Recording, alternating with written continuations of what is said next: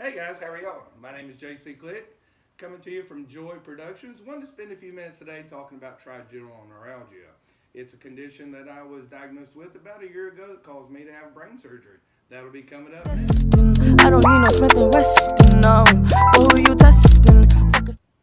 As I mentioned earlier, this is JC Click with Joy Productions. I'm 45 years old, and at the age of 45, I was diagnosed with trigeminal neuralgia. It's a nerve condition that affects your face, your eyes, and then goes to your brain. It actually runs along your brain stem. Mine was causing excruciating pain. It was horrible. It's like the best I can describe. It's like a lightning bolt that just when you have an attack, it just shoots through your face, up through your brain, and it causes your vision to dissipate. It causes you to have extremely severe headaches. It may last 10 minutes, it may last 2 minutes, it may come twice a week, it may come 10 times a week, it may not happen for a month. In my condition, it started to get more and more severe. I was scheduled neck surgery, and during that process, that's where I thought the pain was a derivative from. And so, as I was meeting with my neurosurgeon, Dr. Elcolini, we discussed a lot of the pain that I was having, and he got concerned about the facial pain. So he sent me to another doctor, and that doctor is the one that diagnosed me with trigeminal neuralgia. So I went for my pre-op appointment for my neck surgery, and as I was discussing with Dr. Elcolini, he had to cancel my neck surgery so that we could try to get the brain issue that I was having under control. And so during that time, he put me on several different medications. They weren't really working. He put me on a new medication, and at that point, I had a really bad, severe allergic reaction to it, which put me into the hospital. And so during that time, I decided the medication was not going to work for me. It was just not an option. So after consulting with Dr. Elcolini again, he decided that the only option was for me to have brain surgery. It's pretty scary getting told you're about to have brain surgery. And so, for me, I was scared to death. I'm not going to lie. I mean, there's so many options that can go terribly wrong during a brain surgery. And this particular one is really very invasive because they actually cut you open from back here, and it's about a 6-8 inch scar, and they go through the middle of your brain all the way to your brain stem. And so my trigeminal nerve had gotten attached or kind of wrapped around my brain stem. And so whenever they were trying to communicate or fire to different parts of my body, it was causing those lightning bolt attacks, as I call them.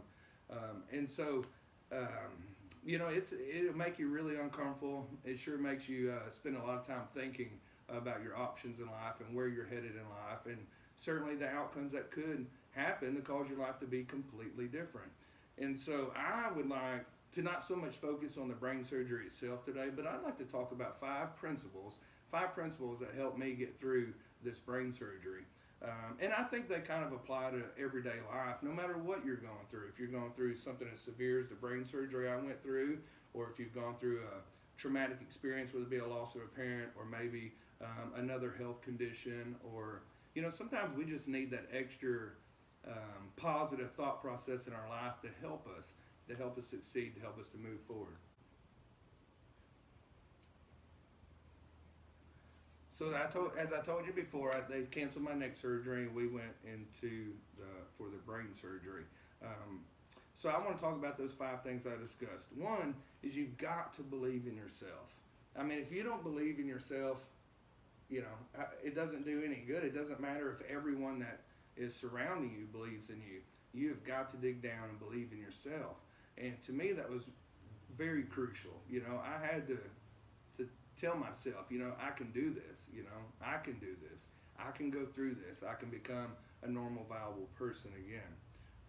Second, I'd like to talk about is surround yourself with positive people.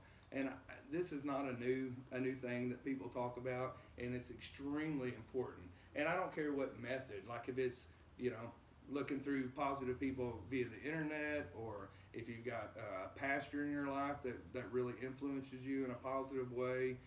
But surround yourself with positive people, with positive thinkers, people that will help you through your journey, no matter what it is. In my case, it was the brain surgery. At this point, I'll mention a couple people that were on YouTube that were very influential towards me. Will Dasovich, he's a Phil Am YouTuber that lives both in California and the Philippines. And I just like his style. He's very positive thinking, he's very forward moving, and he creates a lot of good energy. So I spent hours watching the guy, and I always left with laughter and with something positive I could take out of his message. The second person that really stood out to me a lot was Sean Conley with Think Media. He's just a really good guy, very down to earth, And so a couple examples of people that I really spent a lot of time helping me with positive thinking through this transition in my life.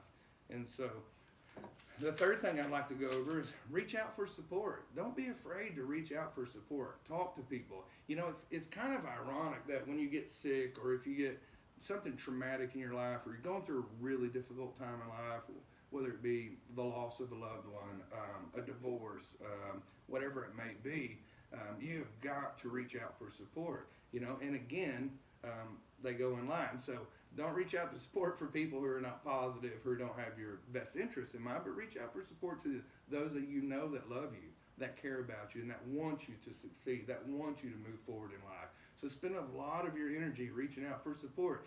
When you get sick, as I mentioned earlier, or something, it's just people do not normally know how to respond or how to react. And so a lot of times it may feel as if people are avoiding you or as if people are not wanting to connect with you during this time of your life. And I find that's absolutely not the case.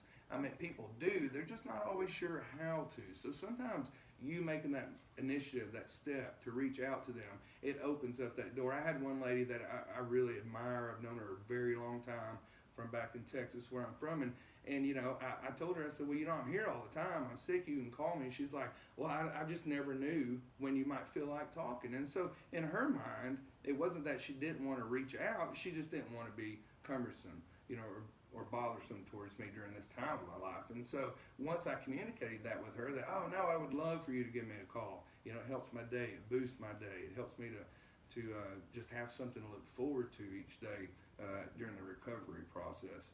The fourth thing I would like to discuss with you today is to be thankful. And another one that should just be a given to each of us during our daily lives, but it's very, very important to be thankful. We all have something we can be thankful about, right? Come on. We all do. And so if you will just spend time every day writing down everything in your life that you can think of to be thankful for every day and focus on those things, right? Don't let your mind wander to the negative parts of life. Don't let your mind wander to the what ifs or what could be's, Don't allow your mind to wander just an emotional rant, emotional feelings inside all the time, but ground yourself with facts and ground yourself with the people that support you and ground yourself with the things in your life that you can be thankful for. And I promise you'll be really, really surprised of how many things you can be thankful for if you'll just take a few moments in your life to sit down and write a list. And in fact, I encourage you to do both sides of the list. And I think that you will find that the things you can be thankful for will outweigh the negatives or the things that it's easy for us to focus on. So try to focus on the things that you can be thankful for. And the last point I'd really like to make today, number 5, is to be realistic. You can't, I struggle with this issue. I was talking to my doctor after recovery and I was still having to use a cane and I was still struggling to get around being mobile and things of that nature. And I had to be realistic. The doctor told me, you just had major brain surgery. So, I think a month out of brain surgery, you're really on track and you're doing well. So, but that was one of the things he encouraged me to be, was realistic about where I was headed in life as far as, would I ever be exactly the same? Would I ever be able to run again? At this point, my vision is still a little bit blurry, but it's getting better. My speech and my ability to walk and all that is definitely improved. And so, be realistic with what you're going through in life. And in my case I had to be realistic that I just had brain surgery and it takes time to move on past that. So in closing, I'd just like to spend a couple minutes to tell you that I'm thankful for you watching this video. I'm thankful for you guys in your life. And if you need some encouragement, if you just want to take a few moments to comment, or I will do everything I can to get back with you. I'll do everything I can to be an encourager to you in your life. So take the time. You can do this. Just believe in yourself. as I mentioned, for number 1. And 2, surround yourself with positive people. 3, don't forget to reach out for support. 4, be thankful. And 5, be realistic. So I'm JC Click, again with Joy Productions. And I just want you to know, next, coming up, you're not going to believe it. It's not clickbait, even though my last name's Click. But I went through 2 rounds of brain surgery. So coming up on my next vlog is going to be about brain surgery number 2. Don't forget to subscribe, like, and share. And again, thank you for your time. And I'm JC Click with Joy Productions. I think it's